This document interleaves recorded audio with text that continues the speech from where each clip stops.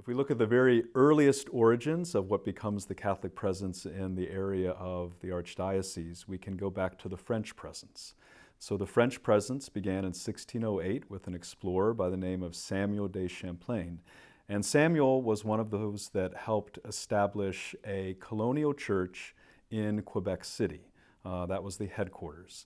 But despite the fact that we're not very close to Quebec City, it stretched around the entire area of the Great Lakes region, all the way down to the Ohio River.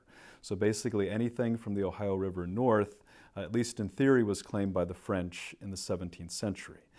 Now, if we look at the very earliest settlement patterns that existed in what is today the Archdiocese, we can look to Fort Loramie.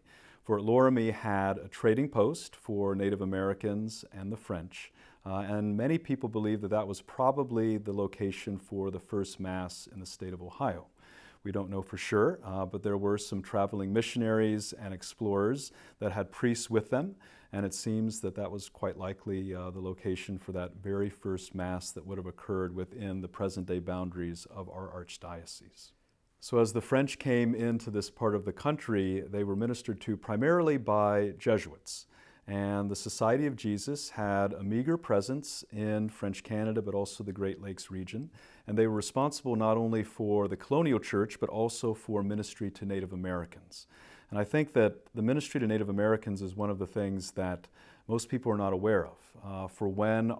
Even when our diocese was founded in 1821, there was still a Native American presence, not so much in Ohio, where there were some thousands of Anglo-Catholics, but also in the areas north, so Michigan and Wisconsin.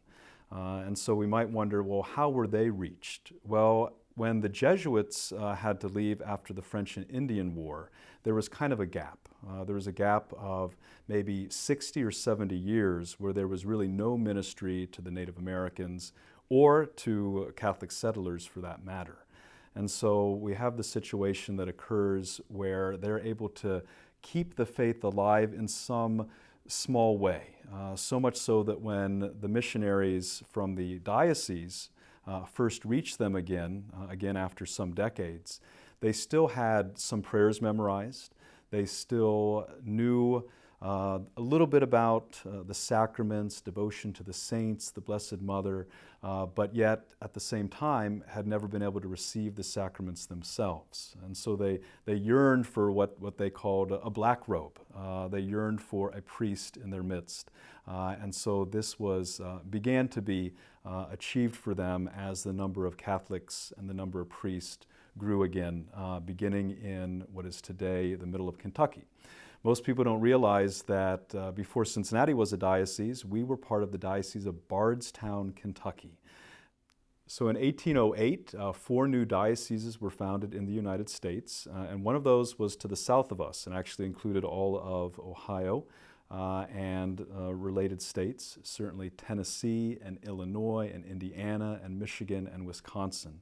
And at the time that this was founded, there were 4 dioceses, and the other ones are pretty well known to all of us: Boston, Philadelphia, and New York City. The one that's kind of the odd man out is actually Bardstown, Kentucky, so the only diocese founded west of the Appalachian Mountains at that time.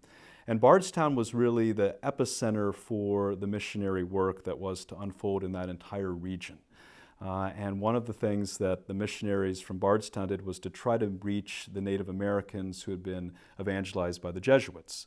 And even though there had been a good number of years since the Jesuits had left because of the decline of the French after the French and Indian War, you still found some remnants of the faith that were kept alive. Even without access to priests, there was still some knowledge of prayers, and there was still a desire to have a priest come to them.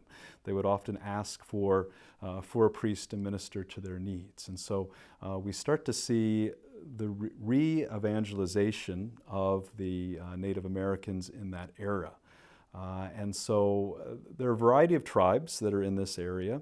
It will be basically today, southern Michigan would have been the Potawatomi. And in northern Michigan, you would have also had a variety of groups, Ojibwe and Ottawa would have been present. And then you would have had the Menominee in present-day Wisconsin. So there were a variety of groups that actually all shared a similar language. So once one of the missionaries was able to conquer one of the languages, he was able to, at least in theory, communicate somewhat with some of the other tribes. And you can imagine this would have been a tough role. To come from the middle of Kentucky to what is today Wisconsin, northern Michigan, and to try to minister to these diverse cultures who had not really heard the voice of a priest for many, many decades. And so I think it was a difficult role, but it was also one that really began to bear fruit. And as the Archdiocese is founded as a diocese in 1821, you started to see a real emphasis on that form of ministry. Most people don't realize that, but we might have had even a third of the diocese may have been Native American at the time that it was founded. And so even though for the most part Native Americans were not present in Southwest Ohio, they were present in other areas of the diocese. And so I think it's one of our, I guess you could say, a celebrated moment for us. Bishop Fenwick, our first bishop, was very interested in the Native American missions.